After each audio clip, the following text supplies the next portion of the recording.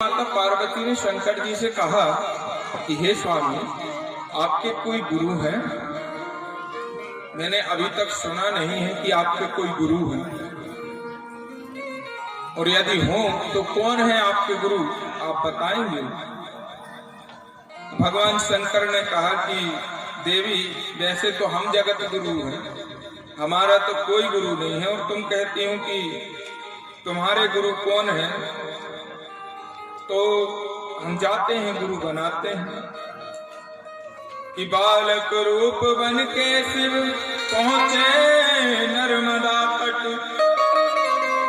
जहां पंडित घाट घाट साला लगाते हैं।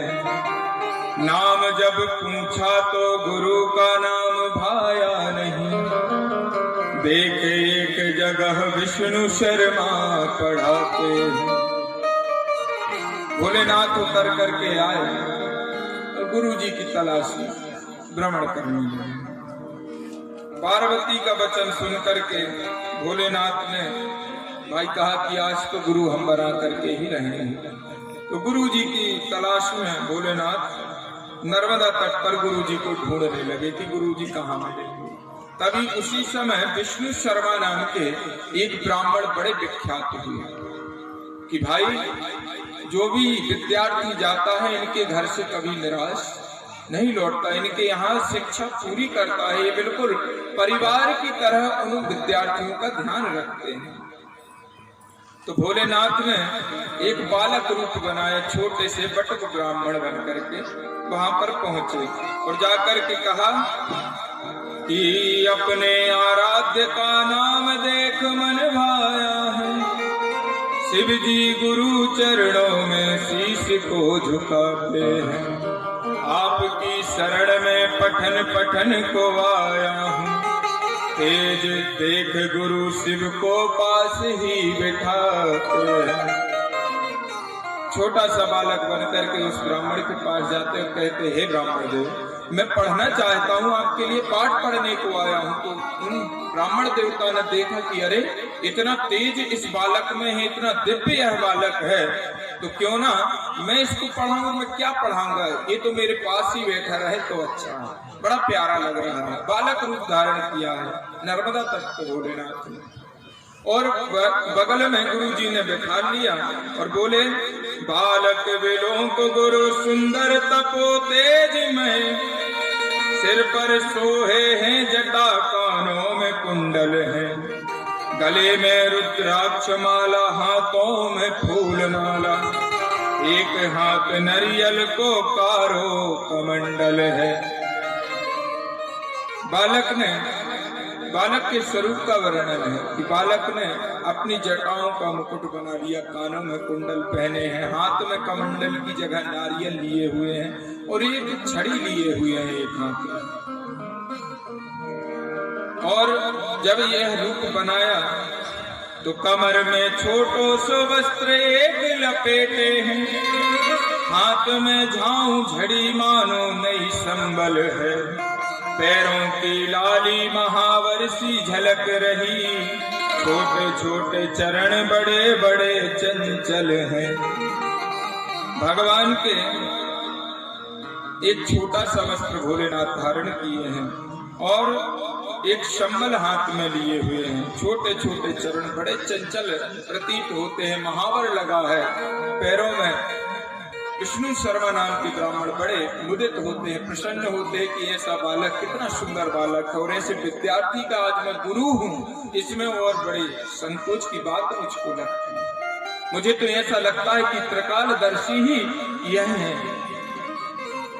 तो बालक को तेज देख पूछा गुरु जी ने कहा, माता पिता कौन है और नाम क्या तुम्हारा है? बोले, शिव याद करके याद नहीं आता है, माता पिता कौन है और नाम क्या हमारा है? शंकर भगवान बोले कि गुरु जी, सच बताऊं तो मुझे बिल्कुल याद नहीं कि कौन हमारे माता पिता हैं और कौन हमारे गुरु हैं, हमें बिल्कुल याद नहीं आ रहा। आप ही कृपा करें कि आप ही गुरु दीक्षा दे दें। बालक का भोलापन देख गुरु द्रवत हुए, इसे विद्या देना ही कर्तव्य हमारा है।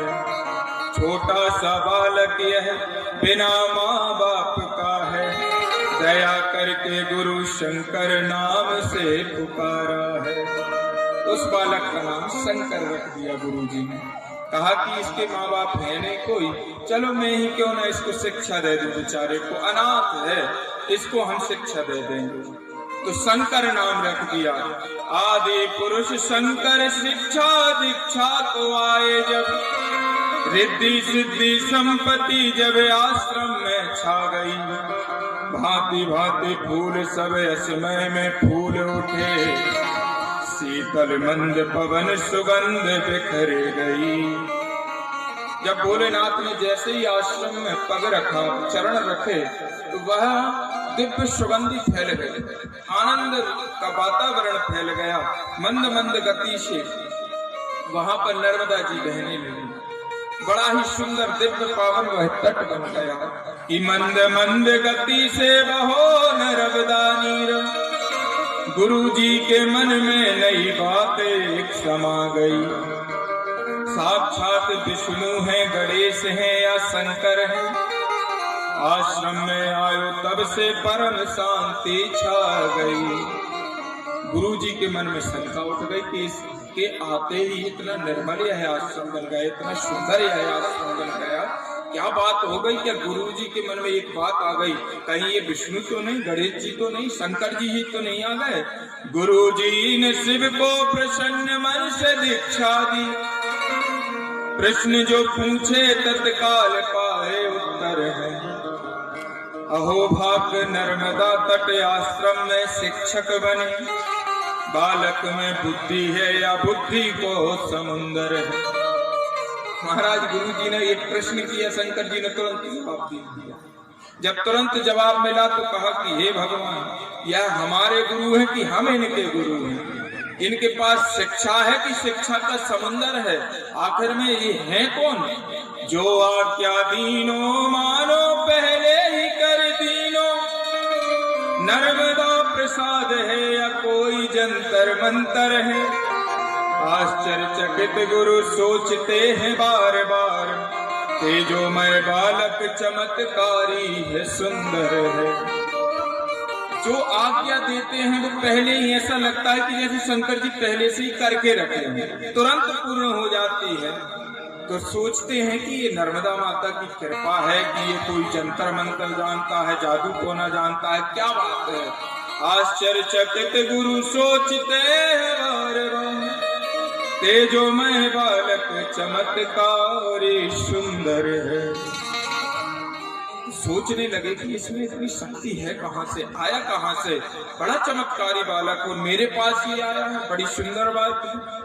एक बार गुरुजी ने बाहर जाने का विचार किया, बालकों से कहा गुरु भाई यह तुम्हारा है, काम सभी करना, तुम इससे ना कराना कुछ, बिना माँ बाप का है इससे मुझे प्यारा है। शिक्षकों के पास पहुंचे और कहने लगे कि बेटा बालको, यह तुम्हारा गुरु भाई है, मैंने इसे भी मंत्र दीक्षा दी है, तुम एक काम करना, इससे कुछ काम मत कराना, और यह बिना माँ बाप का है इसलिए तुम ही लोग सब काम कर लेना, इससे कुछ भी मत कराना। दीन और दुखी है ये, इस पर दया रखना सब, इससे प्रेम करना आदेश यह हमारा है। गुरु की कृपा देख बालकन सो ईर्षा भई, इसी दिन सबने बदला लेने का विचारा है। दीन दुखी है बेचारा, भटकता भटकता न जाने मेरे पास से आ गया, इस पर तुम लोग दया रखना, कृपा करना, इससे कोई काम मत करना। बालकों ने कहा हमारी आधी उम्र हो गई इनके पास रहते रहते, और कल आया और गुरु जी इस पर इतना स्नेह बरसा रहे हैं, दया कर रहे हैं, कृपा कर रहे हैं, रुक जाओ हम देखते हैं इस बालक को। गुरु जी ठीक है आप जाओ तो सही, हम देखते हैं, इससे बदला लेकर के रहेंगे। कि कल आया और अपना हक जमाने लगा इतनी जल्दी। गुरु गए पर्यटन को सभी बालकों ने मिल, बालक शंकर को खूब पीड़ा पहुंचाई है। शंकर ने समझाया क्षमा करे मित्रवर, हम सब सहपाठी हैं, लगे गुरु भाई हैं। कहा कि देखो गुरुजी जैसे पर्यटन को गए तो इन्होंने डंडा उठाया, एक ने छड़ी उठाई, दे कल आया और हमारी गद्दी छीन। भोलेनाथ ने कहा, शंकर ने कहा कि भैया मारो मत, मेरी बात सुनो, हम सब मित्र हैं, सहपाठी हैं, मित्र बन करके रहें, एक साथ खाए पिए बनाए खेले कूदे। अरे भाई देखो सहपाठी हैं अपन सब, क्षमा करो मित्र, यदि हमारी वजह से तुम्हें पीड़ा हो रही है तो क्षमा करो, बताओ हम उसके बदले में क्या कार्य करें कि तुम प्रसन्न रहो। तो बालकों ने कहा, तुम छोटे हो पर खोटे हो, हमारी चुगली से गुरु पर धाक जमाई है। बालकों की ईर्षा से शुद्ध शांत आश्रम पर दुख की मानो एक बदली गिर आई है। तुम बड़े तेज बालक हो, देखने में तो बड़े छोटे लग रहे हो मगर बहुत खोटे हो। तुमने जरूर हमारी चुगली गुरु जी से की है और अपना रोक जमा लिया है, अपना स्थान तुमने बना लिया है। तो भोलेनाथ ने कहा कि शिव जी ने सोचा ये माया में भूले हैं, इन सबको माया के जाल से छुड़ाना है। गुरु जी के आश्रम और नर्मदा के तट रहकर इनको अज्ञान है, अब ज्ञान को जगाना है। तो कहा कि इनको अभी भ्रम हो गया है, बेचारे कुछ जानते नहीं है, पढ़ाई लिखाई में मन लगता नहीं है, गुरुजी हमारे हो जाए यही आशा इनकी रहती है। और गुरुजी ने अब मुझे इतना मान सम्मान दे दिया तो बेचारे चढ़ गए हैं। तो इनको अज्ञान है और नर्मदा के तट पर रह करके यदि कोई अज्ञानी हो तो बड़े दुख की बात है। इनको ज्ञान अवश्य मुझे देना चाहिए। ऐसा सोच मन में शिव बालकन पास गए, नम्रता से कहा मित्र मुझसे क्या कराना है। बालक सब चिढ़कर बोले, सबके कपड़े धोना है और सबका तुमको ही खाना बनाना है।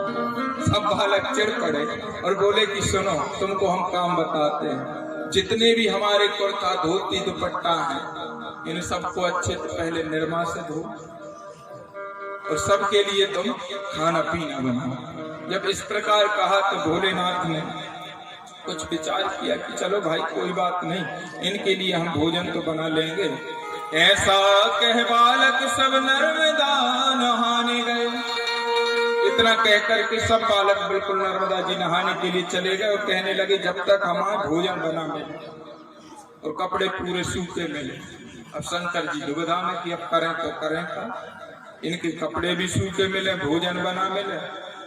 तो भोलेनाथ ने शिव ने सब सिद्धियों को याद कर बुलाया है, भांति भांति व्यंजन सब क्षण में तैयार भई। लीलाधारी शिव ने एक नाटक रचाया। भोलेनाथ ने सब सिद्धियों को बुला लिया कि आओ अब हम पे संकट आ पड़ो, जल्दी आओ और आकर के यहाँ भोजन बनाओ और भोजन बना करके ये कपड़े और सुखा दो। भोलेनाथ ने आनंद फानंद 2 मिनट में सब कुछ तैयार हो गया, थाली परोस के लग गई। अब भोलेनाथ ने कहा ये काम तो हो गया, अब चलो अपन भी पीछे पीछे। वो लोग पहुंचे हैं नर्मदा तट पे, अब हम भी चलते हैं इनके पीछे पीछे। भोलेनाथ भी नर्मदा तट पर पहुंच गए। बालकों के पहले पहुंच नर्मदा स्नान किए। बालकों के पहले पहुंच गए हमारे और स्नान कर लिए। देख सब बालकों को अचरज मन आया है, पूछा पकड़ शंकर को भोजन बने की नहीं, या तुमने हमको झूठ मूठ भरमाया है। एक ने पकड़ा और कहने लगा क्यों रे, जी बता पहले भोजन बने की नहीं और कपड़े धोए की नहीं, क्या ऐसे ही झूठ मूठ का कह दिया कि हाँ हम भोजन बना रहे हैं, तुम लोग जाओ नर्मदा स्नान करो और आके भोजन करना। जब इस प्रकार कहा तो हंस कर कहा शिव ने भोजन बन गए हैं मित्र, नहीं तो आप सब शर्त लगा लीजिए।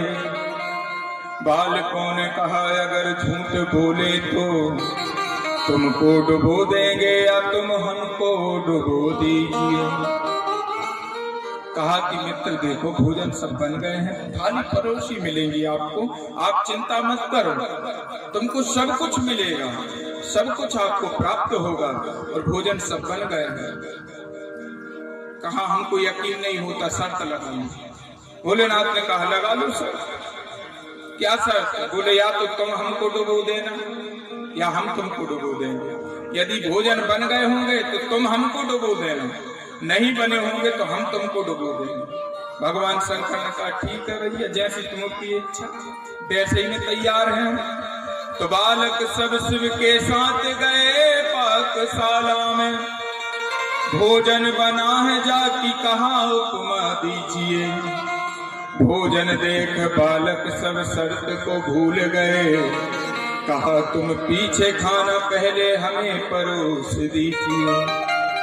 भोलेनाथ से कहा देखो, जैसे ही वो शाला में प्रवेश किया, शाला में प्रवेश करते ही जब भोजनों की थाली लगी हुई देखी और थालियों को देख करके सब विद्यार्थी भूल गए सर अब तो भैया चूहा नहीं बिलाई पेट में। एक काम करो, देखो शंकर तुम जल्दी जाकर के हम लोगों को परसो, तुम बाद में खाना, पहले हम लोगों को परसो। तो भोलेनाथ ने बेहंस कर कहा शिव ने पहले शर्त पूरी करो। भगवान शंकर भी बड़े खुद हैं, बोले कि पहले शर्त तो पूरी कर दो, अब भोजन तुमको बना मिला है। सुनकर सब बालकों के पाप मन में आया है। इतना सुनकर के पाप मन में बालकों के आया। शिव को पकड़ लिया नर्मदा डुबाने को, शंकर प्रलयंकर ने जोर आजमाया। और उल्टा शंकर जी को ही पकड़ लिया और नर्मदा जी में डुबोने लगे कि भोजन तो बना लिया, अब करने नहीं दे रहा।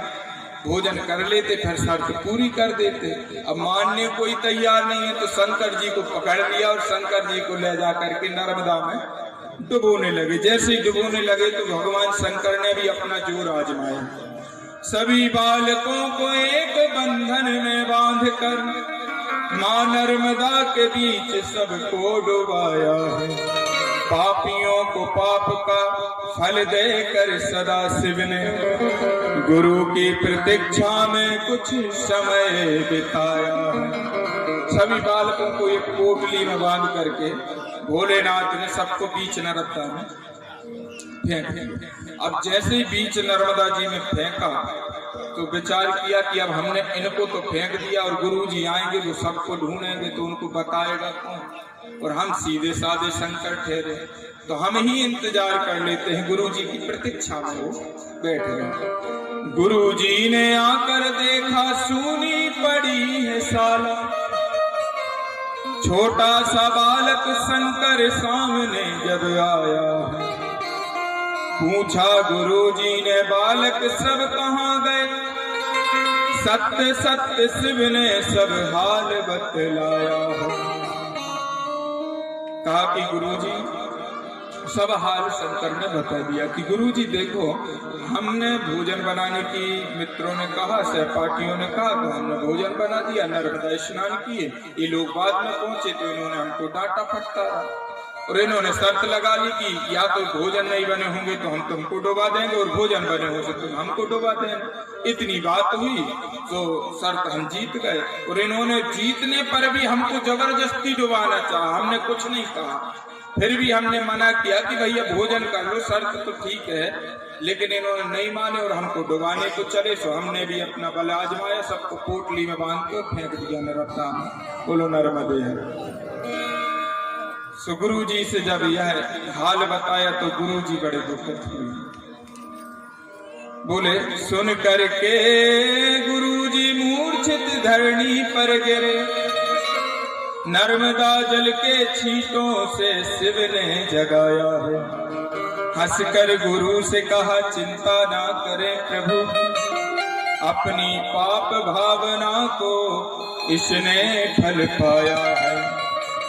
कहा कि गुरुजी चिंता मत करो, हम उनको अभी जीवित किए देते हैं। गुरु बोले गलत काम करता है वह भूल है, सज्जन उस भूल का फल भूल से न देते हैं, भूले हुए पथिक को सभी मार्ग बतलाकर सतपुरुष इस जग में विमल यश लेते हैं।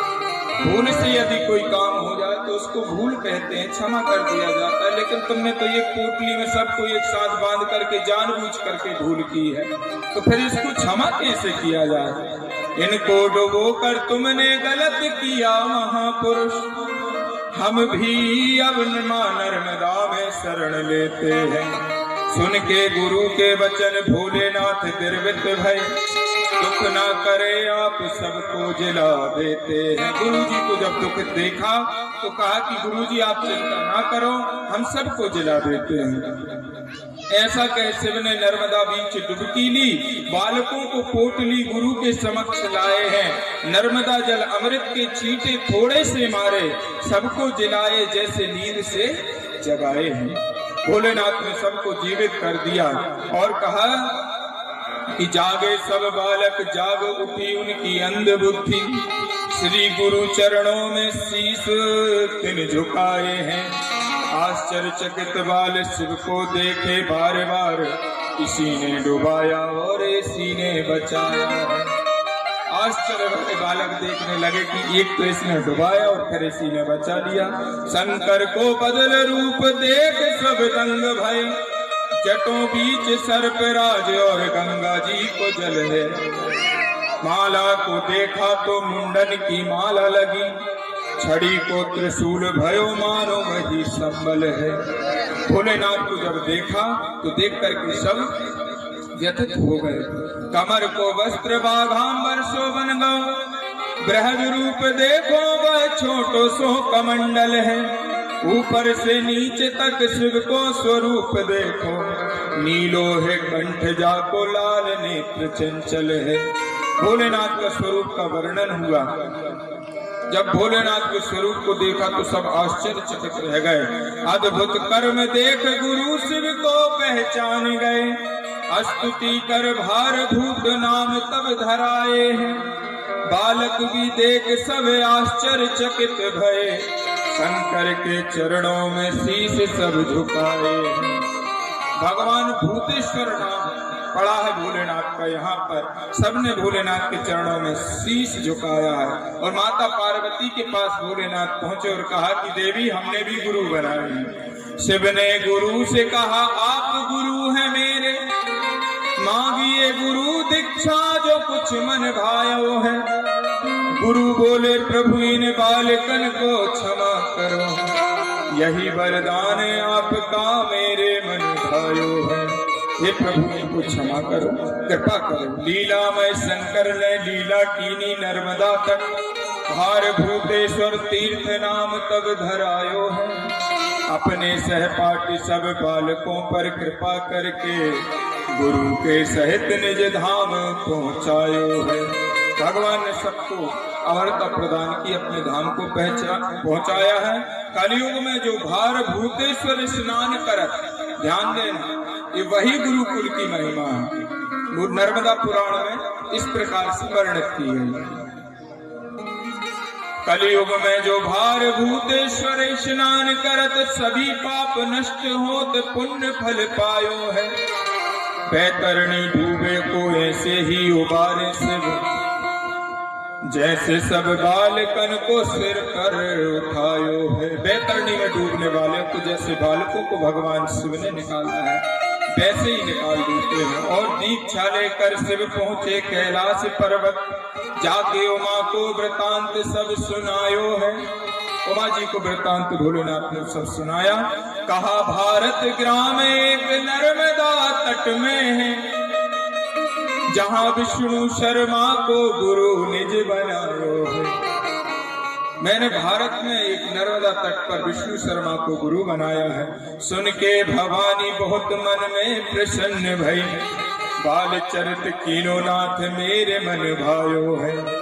जो नर भार भूतेश्वर में दर्शन स्नान करत, मेरो आशीष है वह परम धाम पायो है। मेरो आशीष है वह परम धाम पायो है। तो कहते हैं कि जो स्नान करता है वो परम धाम को पाता है। सृष्टि में एक ही स्थान है नर्मदा तट, आदिदेव शंकर बालक बन जहां खेले हैं, एक ही स्थान है। बालपन बिताए और सदगुरु से दीक्षा पाई, भारभूत नाम से अनेक कष्ट झेले हैं। विद्यार्थियों से पीड़ित भी हुए हैं और कष्ट भी झेले हैं। निज गुरु की आज्ञा मर्यादा निभाई शिव, जगत के गुरु हैं विष्णु पुरोहित के चेले हैं। भगवान भोलेनाथ जगत के गुरु हैं और विष्णु पुरोहित के चेले हैं। ऐसो पुण्य ठोर है शिव शंकर को मन भावन, कासे भार भूतेश्वर में साधुन के मेले हैं। बोलो शंकर भगवान की जय।